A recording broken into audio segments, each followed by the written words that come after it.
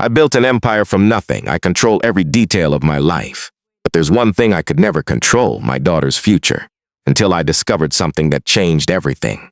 Her grades were failing. She'd had 3 tutors. I'd spent hundreds of thousands. Nothing worked. Then I saw something in her homework that made no sense. Someone was helping her. But who? That's who I thought he was. Just another staff member. But what I didn't know was that he was risking everything to help my daughter succeed. And his real story would change everything I thought I knew about strength she had given up on herself. But someone saw her potential when she couldn't. He didn't ask for payment. He didn't want recognition. He simply believed in her. What he didn't know was that I was about to discover the truth that would shake my entire world. Money can't buy character. It can't buy sacrifice. It can't buy genuine care for another human being. And that's when I realized I had been searching for a hero for my daughter in all the wrong places. He was here all along. If you've ever felt like you weren't good enough, like you didn't have what it takes to succeed, I need you to hear this story. Because sometimes the most powerful lessons in life come from the most unexpected people. And if this resonates with you, please like this video and subscribe to our channel. You won't regret the stories we share. Now, let's dive in. Victoria Ashford had built a $40 billion empire from the ground up. At 52 years old, she was listed as one of the world's most powerful women in business. She had negotiated with presidents, conquered markets in 17 countries, and had a reputation for being absolutely ruthless in pursuit of excellence. But none of that mattered when it came to her daughter. "I don't understand," Victoria said coldly, staring at the report card in her perfectly manicured hands. It was a Friday evening in their Manhattan penthouse, and outside the floor-to-ceiling windows, the city glittered like scattered diamonds. Her father's genes are in her. My genes are in her. Ashfords don't fail. Her executive assistant, Margaret, shifted uncomfortably. "Ms. Ashford, Emma is only 16. Many students. I wasn't many students, Margaret. I was tops in my class. And I've hired the best tutors money can buy. 3 of them, each one charging $500 per hour. Emma has spent more time in study sessions than most children spend in school. And she's still getting C's and D's in mathematics." The frustration in Victoria's voice wasn't anger so much as it was profound disappointment, the kind that only comes when a person with uncompromising standards faces the unpredictable chaos of real life. She had built systems for everything: quality control, performance metrics, strategic planning. But you couldn't spreadsheet your way into your teenage daughter's confidence. Emma Ashford was brilliant in many ways. She had perfect pitch. She could speak 4 languages fluently. She understood complex political science concepts that college students struggled with. But mathematics, it was her kryptonite. And more than that, she had developed a paralyzing anxiety around numbers. Every exam was a battle, every homework assignment a small tragedy. "Perhaps we should try a different tutor?" Margaret suggested carefully. "Someone who specializes in—" "No," Victoria interrupted, her voice final. "I've tried different approaches. I've tried tough love. I've tried encouragement. Nothing works. Emma's given up on herself, and I refuse to let her settle for mediocrity." What Victoria didn't know was that someone in her household had already made a quiet decision about Emma's future. Someone without a Harvard MBA. Someone without an impressive resume. Someone who worked for $18 per hour and entered the penthouse each morning through the service entrance. Jack Morrison had lived a different kind of life than most people ever will. At 48 years old, he carried his experiences in the lines of his face and the steady, deliberate way he moved through the world. He had grown up in a small town outside Portland, Oregon, the kind of place where everyone knew everyone, and expectations were set early and clearly. His father had worked at the lumber mill. His mother had cleaned houses. That was the Morrison family trajectory. Jack had broken it. Sort of. At 19, he joined the Navy.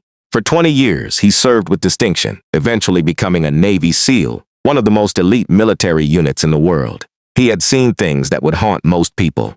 He had done things that required an internal compass stronger than steel. He had learned that true strength wasn't about dominance or control. It was about sacrifice, about showing up, about believing in people when they stopped believing in themselves.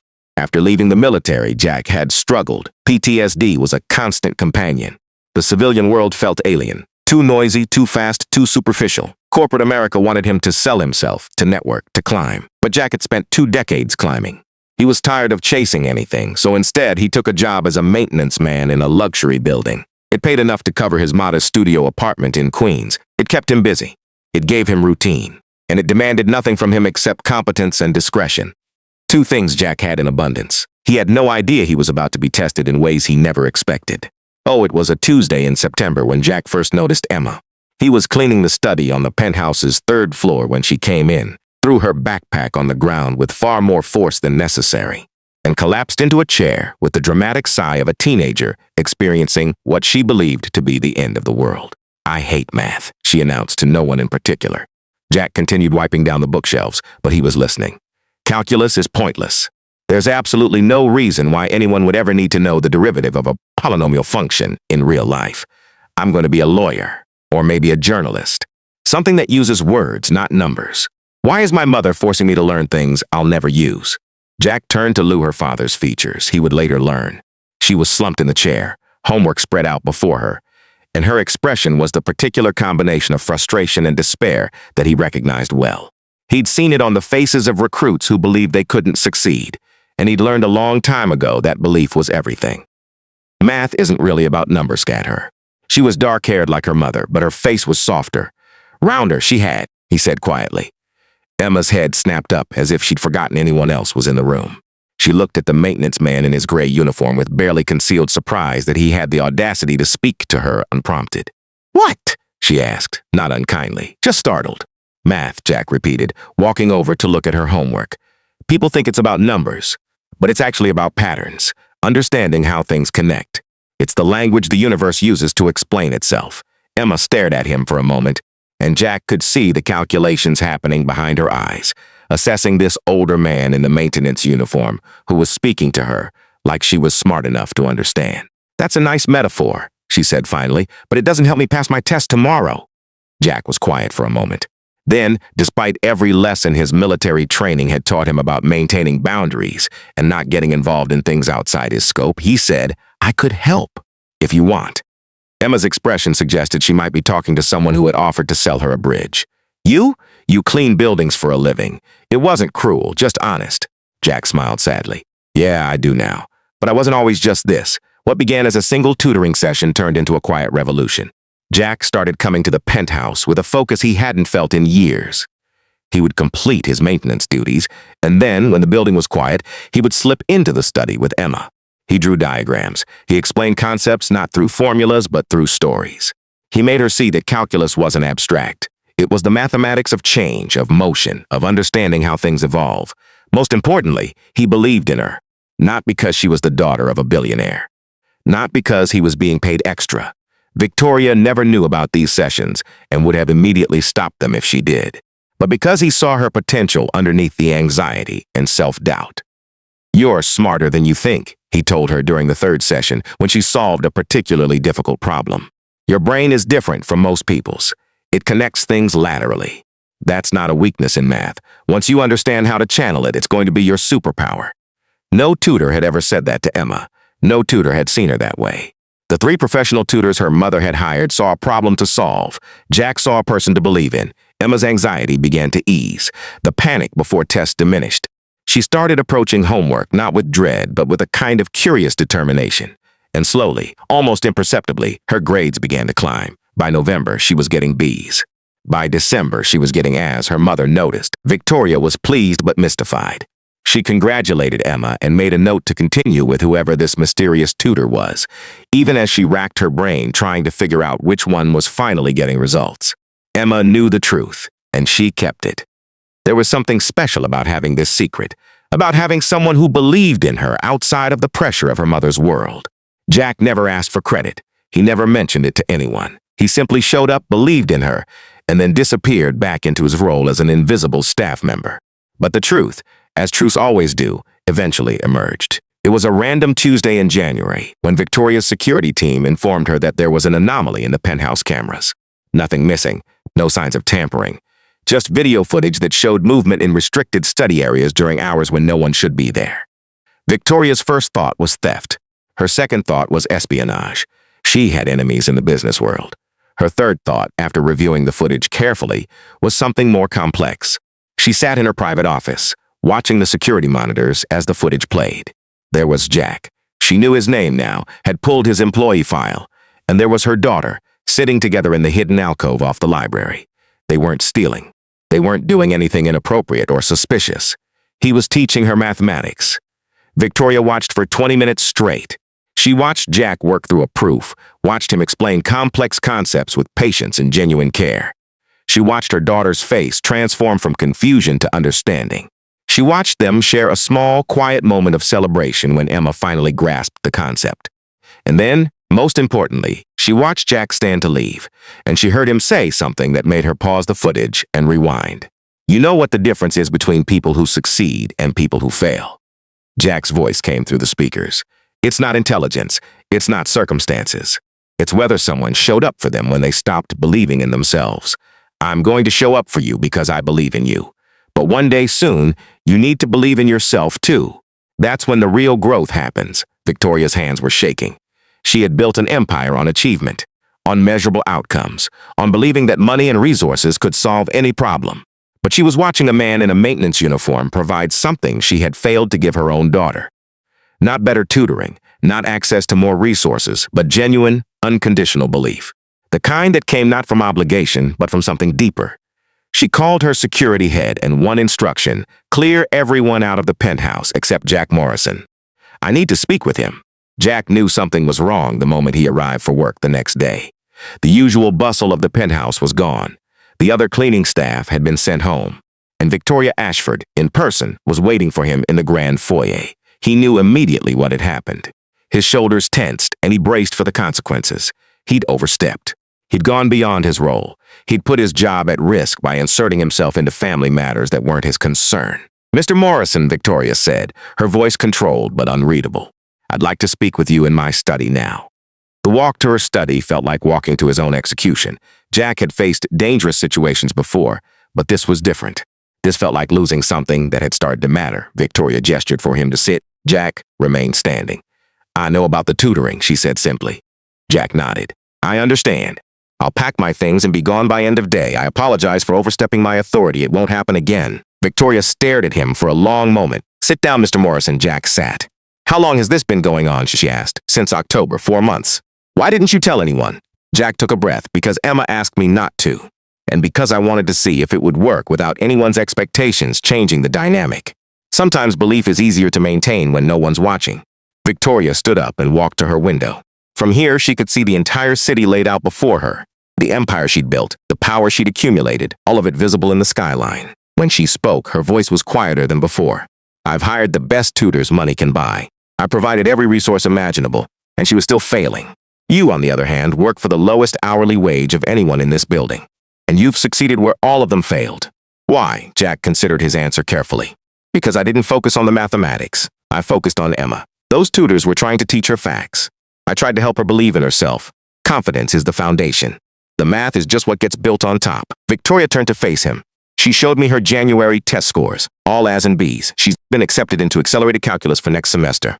Do you understand what you've accomplished? She accomplished it, Jack corrected quietly. I just showed her how. Victoria was quiet for a long moment, and then something remarkable happened. This powerful woman, who had negotiated billion-dollar deals and commanded respect from some of the most influential people in the world, sat down and asked a simple question. How did you learn to teach like that? Jack hadn't expected this question, but he found himself answering honestly. 20 years in the Navy, 12 of those as a SEAL. You spend that long in elite military training, and you learn that the physical conditioning is only part of it. The real training is psychological. It's learning to believe in yourself when everything is telling you that you can't. It's learning that the human mind is capable of far more than we ever think. And it's learning to see that potential in other people. Victoria's expression shifted. She looked at him differently now, not as a staff member, but as a person. A Navy SEAL? And you're working as a janitor? The military was a different life, Jack said. I'm a different person now. I needed something simple and quiet. This job gave me that. Victoria stood up and walked to her desk. She pulled out a check and began writing. What are you doing? Jack asked. Paying you for the tutoring, retroactively. 4 months at $200 per hour. That's roughly $32,000. Jack's face went pale. I can't accept that. You're right, Victoria said, tearing up the check. You can't. And that tells me everything I need to know about your character. She sat back down at her desk, and when she looked at him again, there was something different in her eyes. But I can offer you something else. I have a position opening in my foundation, the Ashford Initiative for Youth Education. We work in underserved communities, trying to help gifted kids from low-income backgrounds get access to tutoring and mentorship. It's not glamorous work. The pay is better than janitorial work, but not by much. But it matters. Jack didn't respond immediately. He understood what she was offering, not just a job, but an opportunity to take the thing he'd been doing secretly and do it openly, on a larger scale. "I'd need to know more about the role," he said finally. "Of course," Victoria replied. "But first, I'd like to do something else. I'd like to apologize." Jack looked surprised. Victoria Ashford did not apologize. Everyone knew that. "I've spent so much time and money trying to control my daughter's future," Victoria continued, trying to engineer her success through resources and access, "that I missed what she actually needed. Someone who believed in her, not because it was their job or because they were being paid, but because they genuinely saw her potential. You gave her that. You gave her something that all my money couldn't buy." The story could have ended there, with Jack accepting the job and moving on with a better position. That would have been a nice, tidy conclusion. But the real transformation went deeper. Emma's confidence didn't just improve in mathematics. It radiated outward into every area of her life. She started participating more in class discussions. She joined the debate team. She began to carry herself differently, not with arrogance, but with genuine self-assurance. The girl who had convinced herself that she was just not a math person had discovered that what she actually was capable of far more than she'd ever believed. But something else happened too. Victoria Ashford began to re-examine her entire philosophy of success. She had built an empire, yes, but in doing so, she had learned to quantify everything in terms of measurable outcomes. Revenue, market share, competitive advantage. What she had forgotten was that the most valuable things in life, genuine connection, authentic belief in another person, the courage to be vulnerable, couldn't be quantified on a spreadsheet. She established the Ashford Initiative with Jack as the director, and together they began recruiting tutors, not necessarily credentialed, but people with genuine passion for education and belief in their students. They started operating in the neighborhoods of the Bronx, Brooklyn, and Queens. They found kids like Emma had been, smart, capable, but without the confidence or support to believe in themselves. Jack threw himself into the work with the kind of dedication that only comes from doing something truly meaningful. He trained tutors on his philosophy. See the student, not the deficit. Build confidence first, teach facts second. Most importantly, show up. Within 2 years, the Ashford Initiative was serving over 500 students. The math scores improved. But more importantly, something changed in those students. They began to see themselves differently. They began to believe in themselves. And that belief rippled outward into their families, their schools, their communities. Emma, now 18, graduated from her exclusive Manhattan private school as salutatorian of her class. She decided to study mathematics education at Yale. Inspired by someone who had taught her that being an effective teacher had nothing to do with credentials and everything to do with caring. 1 year after Jack first tutored Emma in secret, Victoria did an interview with a major magazine. The headline was, "Billionaire Ashford reveals how a janitor taught her what money can't buy." When asked how she felt about that shift, from ruthless businesswoman to someone publicly acknowledging that she'd been wrong about what success really meant, Victoria was thoughtful. "I built an empire," she said, "but I almost lost my daughter to my own blind ambition. It took a man with nothing but integrity, belief, and compassion to show me what really matters. That's not a failure on my part. That's a revelation, and I'm grateful for it every single day." Jack, when asked about his role in the story, stayed characteristically humble. "I just showed up," he said simply. "I saw a kid who needed to believe in herself, and I was there when she needed to hear it. That's all any of us can do, show up for each other. Be the proof that someone believes in your potential before you believe it yourself." Years later, when people asked Victoria what she had learned from this experience, she would often mention the same concept that Jack had taught her daughter. "We live in a world obsessed with accumulation," she would say. "Accumulating wealth, accumulating status, accumulating achievements. And there's nothing wrong with that. But we've forgotten that the most powerful force in human development is belief. When someone believes in you, genuinely, not instrumentally, but because they see your potential, it changes something fundamental. It rewires how you see yourself. And that changes everything." The Ashford Initiative grew. By the time this story is being told, it had expanded to 12 cities and was serving over 5,000 students per year. The tutors weren't drawn from elite universities or expensive credential programs. They were drawn from people like Jack, people who had lived complicated lives, who understood struggle, who possessed the wisdom that comes from real experience. Emma, now a graduate studying educational psychology, conducted research specifically on the impact of non-traditional mentorship on student outcomes. Her first published paper, titled "Belief as Foundation: How Authentic Mentorship Transforms Student Achievement," cited her own story. She gave full credit to Jack, acknowledging that without someone who believed in her when she couldn't believe in herself, she might never have discovered her actual capability. Victoria established the Morrison Scholarship Fund, named after Jack, which provided full scholarships to promising students from underserved communities. The fund was, notably, not just about academic excellence. It specifically selected students who showed potential but lacked confidence, and it paired them with mentors who embodied the Ashford Initiative philosophy. See the student, believe in the student, show up for the student. Jack never sought the spotlight. He continued his work quietly, tutoring students, training new mentors, and expanding the initiative. When he was honored at various events, he would accept the recognition gracefully but immediately redirect the praise. "I'm just here," he would say. "We're all here. The question is whether we show up fully or partially. I choose to show up fully." The story became something unexpected. It became a case study in what authentic transformation looks like. Not the dramatic, overnight transformation that makes for compelling fiction, but the slow, steady transformation that comes when someone genuinely believes in another person's potential, and that belief becomes the foundation upon which real growth is built. Years after that first secret tutoring session, Victoria and Jack were interviewed together for a documentary about education reform. "If you had known that night when you first tutored Emma that this would be the result," the interviewer asked Jack, "would you have done it differently?" Jack considered the question. "No," he said finally, "because the whole point was that it had to be real. It couldn't be strategic. It couldn't be calculated. It had to come from a genuine place of seeing a human being who needed support. That authenticity is what made the difference. If I had known it would lead to all this, it would have been less pure. It would have been about the outcome rather than the moment. And the moment, that's where the real power is." The interviewer then asked Victoria a similar question. "Looking back, do you regret not discovering this earlier?" Victoria was quiet for a moment. "No," she said, "because I had to be someone who was willing to be wrong first. I had to fail as a parent and as a mentor before I was capable of seeing what was really needed." Jack didn't teach my daughter mathematics. He taught both of us something far more valuable, that true strength isn't about control, it's about showing up with an open heart. Epilogue: the story of the billionaire and the janitor became more than just a personal transformation. It became a movement.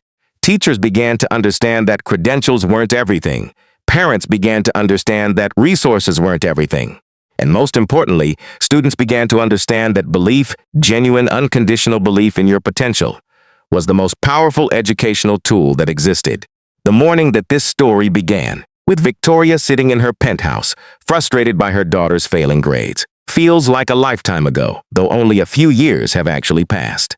In that time, two people from completely different worlds collided, and in that collision, something beautiful emerged. Not because they had money or power or credentials, but because one person decided to show up fully, to see another person clearly, and to believe in their potential before they believed in it themselves. That's the real story, not the circumstances, not the money, not the penthouse or the empire, but the decision to show up and the courage to believe. And if you're watching this, and if there's someone in your life who needs you to believe in them, genuinely, without an agenda, I hope this story reminds you that you might be exactly what they need. You might be the person who changes their trajectory simply by showing up with an open heart. Like this video, subscribe to our channel, and most importantly, show up for someone today.